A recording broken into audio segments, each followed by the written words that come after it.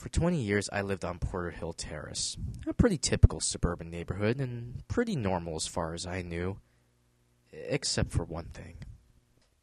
There is one house that I will never forget. While all the other houses seem bright and sunny, this house was always dark and gloomy. That's because this was home to a demon, Miss Gore.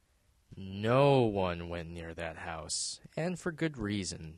Because if you knocked on that door, you would be sucked in and trapped with the rest of the unfortunate people who became her prisoners. Every day, I would have to pass by her house on my way to school. I would never look up at the house. I would just imagine her staring at me through her open window, pointing at me as if to say, "I'm gonna get you." I hoped and prayed the day would never come when we would meet face to face. But it came all too soon. It started when I was practicing my baseball swing in my backyard. I threw a ball up in the air, and I swear I bunted it, but it still flew into Miss Gore's goddamned yard. When I saw that ball cross the fence, that was the day I discovered it was humanly possible to shit bricks. My mother, who had heard and seen the whole thing, forced me over to that demon's house to apologize and get my ball back.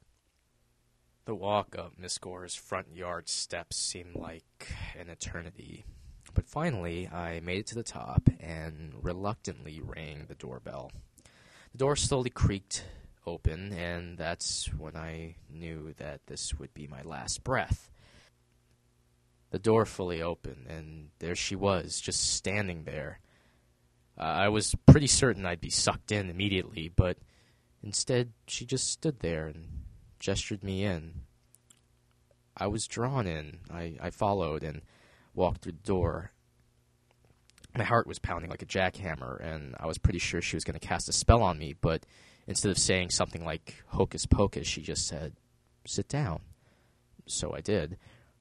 She left the room, and I just sat there, alone, my chest feeling like it was about to explode, and my hands digging into that chair.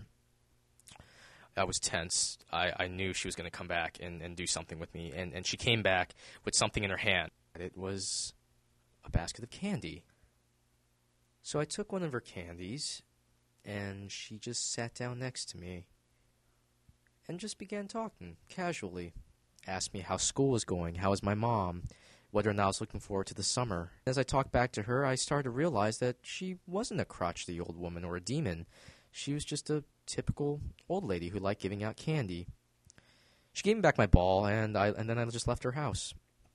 Don't ever judge a book by its cover, especially if they're an old person, because old people give you candy.